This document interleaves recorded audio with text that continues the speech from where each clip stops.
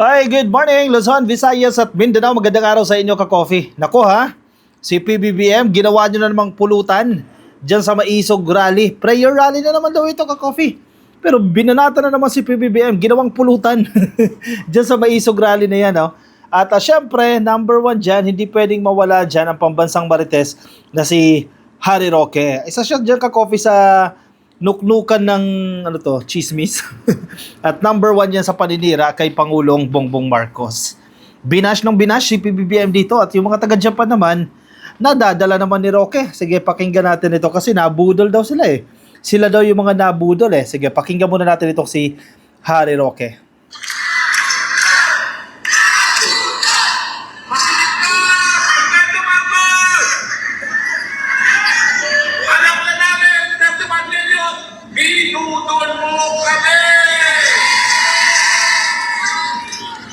Oh, biruin mo, ganun-ganun lang, sisigawan mo yung presidente. Makinig ka, Pangulong Bongbong Marcos. Alam na namin, 31 million. Nabudol mo kami, ha?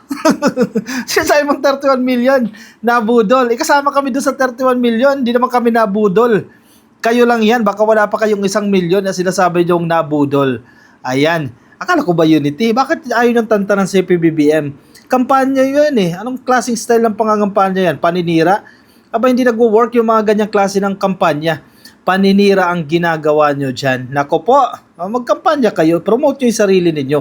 Huwag nyo nang gawing pulutan si PBBM dyan. Ano yan? Dahil hindi kayo kakagatin ng tao kapag hindi nyo binabanggit si PBBM. Kaya sa mga eksena ninyo, kailangan nandiyan lagi si PBBM. Oh.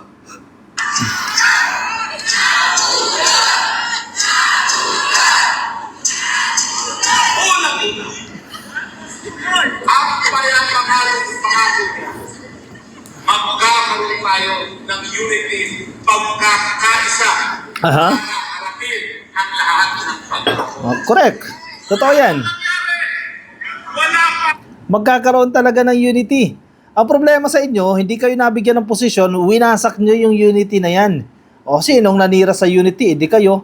Di ba nag-ambisyon kayo ng mga posisyon eh. Halimbawa si Harry Roque, nag-ambisyon na matatalaga siya na sekretary, magiging miyembro ng gabinete. Hindi siya pinagkatiwalaan, hindi siya na-appoint. Kaya ngayon, nabudol siya. Nako, hindi mo lang nakuha yung gusto mo eh. Babash mo na yung presidente. Isang taon, nagkais lang magpasasa sa pwesto, pinagpilit na susunod sa pwesto ang kanyang pinsan at ang maluslos, tinanggalan ng budget yung nagpanalo sa kanya, Inday Sara Duterte.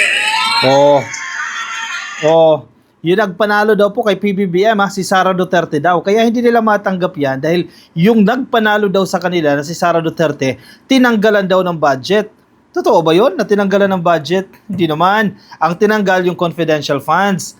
Kasi nga, yung naging direksyon, yung confidential funds na yan, alisin natin dyan sa mga civilian agencies, sa mga civilian offices. Ang Department of Education at ang Office of the Vice President is civilian agency yan.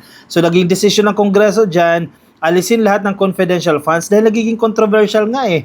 Kasi even yung Office of the Vice President, hindi maipaliwanag ng maayos saan ginastos yung 125 million pesos na yan in a matter of 11 days. Diyan naman nag-ugat yan. Valid din naman yung argumento ng Congress dyan. Total, medyo problematic itong confidential funds na yan. Marami, may mga confidential funds, yung iba nagagamit, like yung ombudsman, yung iba hindi naman nagagamit, tulad nga ng ombudsman, no? Bibihira nila magamit yung confidential funds na yan. So, naging desisyon ng Kongreso dyan, hindi lang naman OVP ang tinanggalan ng confidential funds. Marami pang civilian agencies ang inalisan yung confidential funds na yan kasi nagiging prone to abuse. Inaabuso yung confidential funds na yan. Kaya naging desisyon nila, ilagay yung pondo na yan, yung tinapyas mong confidential funds sa mga civilian agencies, ilipat mo yan doon sa laban natin against China sa pagkiklaim dito sa West Philippine Sea, which is valid, di ba? Kailangan natin palakasin yung ating defense, di ba? Kailangan natin ponduhan yung ating surveillance, lalo na pagdating sa seguridad ng Pilipinas. Yun yung punto doon. Hindi dahil gusto lang, hindi dahil pinagtitripan lang si Sara Duterte na tanggalan siya ng confidential funds. Yan yung kinakaputok ng butsi nila eh. Kasi daw si Sara Duterte yung nagpanalo and tinanggalan ng confidential funds. Medyo hindi acceptable daw sa kanila yan. At sinisisi nila kay Tambaloslos daw, kay Romualdez. Wait, 'di ba? Ang budget Hindi lang naman House of Representatives yan. Meron din ang Senado kay Zubiri. That time, bakit ang sisi ninyo kay Romualdez lang? E di sisihin nyo rin ang Senado, si Zubiri, dahil equally key players eh. Yang Senado at ang House of Representatives, bakit hindi kayang birahin ni Harry Roque, si Zubiri? Iisa din siya dyan sa nagtanggal ng confidential funds na yan. Bakit laging si Romualdez ang bibirahin nyo dahil affiliated kay PBBM? Ganun ba yun? Di ba? Hindi kayo nagiging fair sa inyong mga analysis dyan at sa pinagsasasabi ninyo dyan. Di ba? Yun ang nagiging problematic. At kayo yung dahilan kung bakit nagiging problematic itong usapin na yan. At ngayon, nagsisisigaw na naman kayo dyan sa maisog rally ninyo dyan, dinadamay nyo lagi yung presidente. Di ba? Kumilos kayo ng tama. Kung alam naman natin na ang purpose ng maisog na yan, kampanya yan eh. Paghahanda yan para sa 2025 na senatorial elections. Sila Vic Rodriguez, sila Attorney Vic Rodriguez, kasama dyan kasi nangangampanya na yan para sa 2025. Early campaigning na ang ginagawa niyan. Si Harry Roque, ganoon din dahil tatakbo siya sa party list. Kasi sa Senado, wala naman siyang chance eh. So party list yung tatakbuhan niya. Yun ang pinupunto natin. Actually, wala tayong problema dyan sa maisog rally nila. Gawin nyo kung anong gusto ninyong gawin dyan, pero wag nyo nang gawing pulutan ng presidente. Kampanya nyo yan, i-promote nyo yung sarili nyo at paano kayo makatutulong. Diba? Yung problema, hindi eh. Ilang consecutive na yan, sunod-sunod na mga maisog rally sa iba't ibang lugar. Ano nangyayari sa mga maisog rally na yan? O, diba? Nilalangaw. Ang daming hindi na pumupunta dahil nakikita nila yung intention ng prayer rally. Kunyari dasal-dasal lang eh. Negatibo pala yung dating. Diba? Naninira, di sumasama tuloy yung dumadalo dyan. O, tingnan mo. Kaya kinakarama sila dyan eh. O, tingnan mo, yung prayer rally nila dyan, maisog rally nila sa Japan. Ilan yung dumalo? Sabi doon sa ilang vlogs na nakita ko, 50. Hindi 50,000 na 50 katao, pero fake news yung 50 ka coffee. Hindi totoong 50. Binilang ko eh. Yan oh. Hindi totoong 50. Huwag kayong maniniwala doon sa 50 lang, yung dumalo. More than 50. Mga 100. Mga 100 ka coffee, yung dumalo, dyan sa prayer rally na yan nila, dyan sa Maisog. Yan, nakikita nyo yung theater na yan. Ang daming bakanting upuan. So, ang ginawa nila dyan, para hindi halata na nilangaw yung Maisog rally nila, one seat apart yung ginawa nila dyan. Pero, halatang halata eh. Butas na butas. Ibig sabihin, ang daming Pilipino dyan sa Japan, pero hindi nagsipunta. Eh, may publicity pa yan ha, panay-post pa nila dyan. Pero hindi sila nagsipunta dyan sa prayer rally na yan. Ibig sabihin, nakikitaan nila ng mali. Ano, sasama ka na naman dyan. Oh, hindi totoong 50 ka coffee. Huwag kayong maniwala dyan na 50 lang yung pumunta. More than 50 yung dumalo dyan. Oh, binilang ko kanina eh. Mga ano eh, mga 100 eh. 105, 106 siguro. Hindi ko alam, baka may nakatago. O yan, oh, nakikita nyo yung theater na yan? Yan yung theater na yan. Oh. Sa baba, one seat apart sila dyan or every other two seats saka may umuupo. Yung pinakataas, yung nakikita nyo sa taas, ika-zoom in natin. Yan. Yung pinakataas, wala na yan, bakante na. Yan oh. Walang dumalo, pati yung nasa taas. Di ba sa taas, meron pa sila dyan sa choir, yung pinipwesto ng mga choir, ng choral. Wala nang pumunta dyan. Nilangaw talaga, totoong nilangaw. Yung Maisog rally nila dyan sa Japan. E paano hindi kayo lalangawin? Masama yung intention ninyo. Oh. Sige, sabihin nyo fake news na naman yan. Oh, ito, ibang shots. Galing mismo sa kanila yan. Oh. Tingnan nyo kung gaano karami yung pumunta dyan. Pero hindi 50, more than 50. Kasi kasama yung staff dyan eh. Siyempre, si Atty. Vic Rodriguez, kung natuloy man siya dyan, di ko siya nakita eh. Kung natuloy man siya dyan, may mga staff yan. Ilang staff niyan? Mga 10 din yung staff niyan. Si Harimau, may mga staff din yan. Yung si Lorraine Baduy, may mga staff din yan. O yung event organizer, syempre may mga staff din yan. Yung supplier ng license sound, andyan din yan. Kaya more than ano yan ka-coffee? More than 100, mga 105. Kasama na yung staff doon. Ayan, hindi 50 ha, huwag kayo maniwala sa 50 ha. More than 100 ka-coffee yung dumalo dyan sa prayer rally na yan. Imagine mo ha, gumastos kayo ng napakalaki tapos yun lang ang mapapala ninyo. Ganun lang, 50 na participants. Sa bagay, sige, ang dahilan ninyo, may nanonood naman sa online. O sige, acceptable na yan. May nakikinig naman sa online. Pero kasi, tingnan nyo yung intention nyo. Tingnan nyo yung ginagawa ninyo. Medyo hindi maganda. Hindi dapat pamarisan yung style ninyo. Wala kasi si Digong eh. Si Digong yung panghatak nila eh. Kaya tingnan mo, kahit matanda na yan si Digong, karay-karay pa rin nila yan. Hatak-hatak pa rin nila yan sa Maisog rally nila. Kung saan sila magpunta, dala-dala nila yan si Digong. Kasi yun ang nag-a-attract ng tao eh. Kung si Harry Roque lang yung magsasalita eh, si Attorney Vic Rodriguez lang yung magsasalita, pupuntahan ba sila? Sino ba sila, di ba? Hindi sila pupuntahan.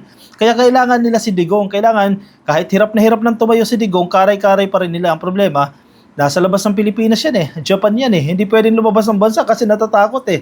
Baka arestuhin na lang siya ng International Criminal Court o ng ICC. O harangin na agad siya sa immigration.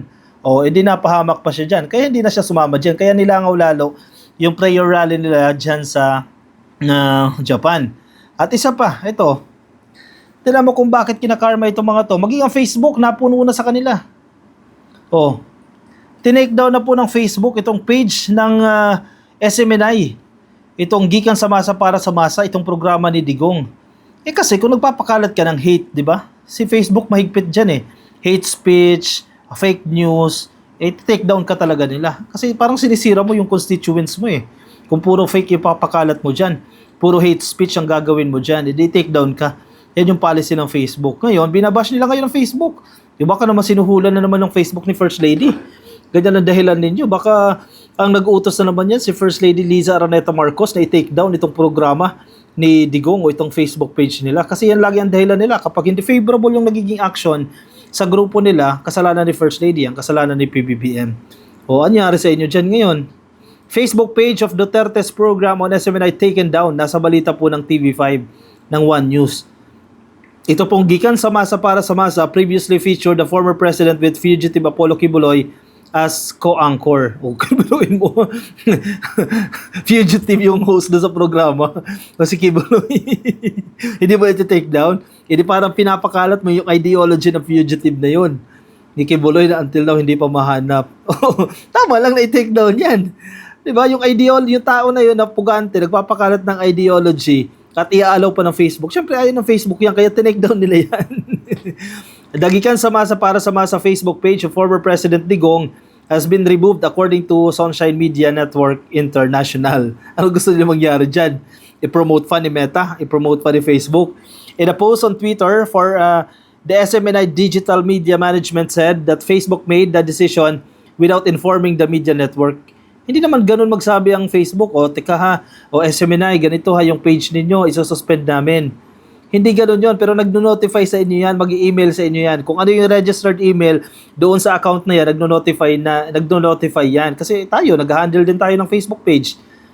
Diba? Pag may na-violate ka, magsasabi sa iyo yan, your page is not following our protocols or the community guidelines, kaya isususpend din namin yan. Diba? Pwede mo naman i-appeal yan.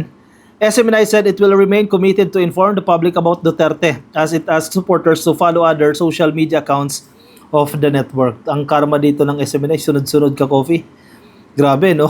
Prangkisa, social media pages. Kasi halatang halata eh. Puntahan ninyo yung page nila. Halatang halata kung sino ang pinagsisilbihan nila. We understand that this removal is yet another effort to silence our devotion to delivering truthful news. Yun pala yung truthful news. Definition ng truthful news. Okay. But we won't be silenced. Our commitment to fight for press freedom and contribute to the growth of our nation remains unshakable, sabi po ng statement.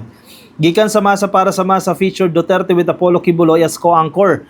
It was aired not only on Facebook but other social media handles of SMNI. The Movie and Television Review and the Classification Board, o ito pong itong MTRCV, has investigated the program's violation amid complaints of show's content. Meanwhile, lawyer Dino De Leon has filed legal actions against Ombudsman Samuel Martires if the latter would continue to deny his request to release the statements of assets, liabilities, and net worths of former President Duterte and his daughter, incumbent Vice President Sara Duterte.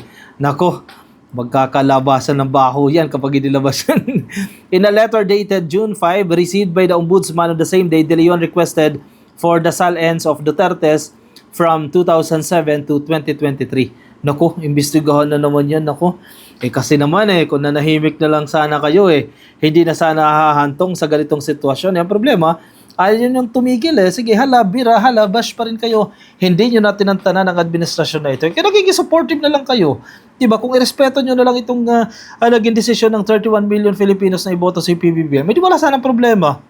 Kayo grabe yung ginagawa ninyo Gusto nyo, agawin yung pwesto Gahaman naman yun sa kapangyarihan. Maghintay kayo. 2028, kung manalo kayo, edi jackpot, di ba? O siya, sige. Yung mga nakikinig po sa atin sa Facebook, baka di pa po kayo naka-follow sa ating Facebook page, pasuyo na lang ka-coffee ha. I-click lang po yung like or follow dyan sa Facebook. At kung nasa YouTube po kayo, please click nyo lang po yung subscribe nyo dyan sa baba. At attendance check tayo, i-like nyo lang po yung video na yan para isa na po kayong ganap na ka-coffee. Alright, ako'y magpapaalam na sa inyo muna, pansamantala. Maraming salamat sa mga sumama sa akin ka-coffee. Ingat po kayo at agkape tayo. Paalam, bye-bye.